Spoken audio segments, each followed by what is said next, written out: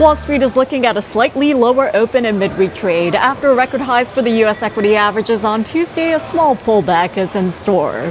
In terms of today's data, U.S. producer prices rebounded last month, but the gains were driven by a spike in the cost of gasoline. There are also signs of an increase in underlying producer inflation. Last month, gasoline prices jumped by 9.5%.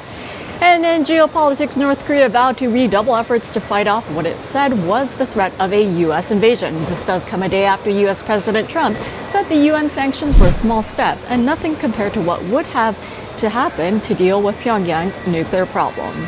In the previous session, U.S. indices closed higher, boosted by shares in the banks, telecommunication services, as well as food and staples retailing. 65% of S&P 500 constituents traded higher yesterday. Now moving on to company news. Apple held its latest consumer products event on Tuesday. The tech giant revealed its latest iPhone, called iPhone 10.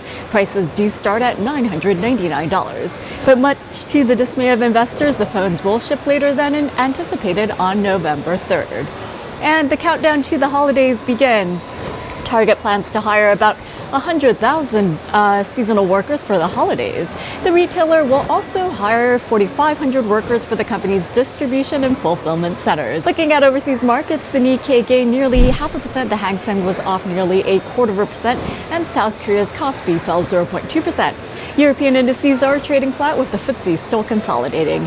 Here in the U.S., the S&P 500 is in the spotlight. The bias does remain bullish, and long positions above 2485 are preferred, with targets at 2500 and 2507 in extension. For the Dow Industrials, the bullish bias stands above 22,000, and for the Nasdaq, the bias also remains bullish.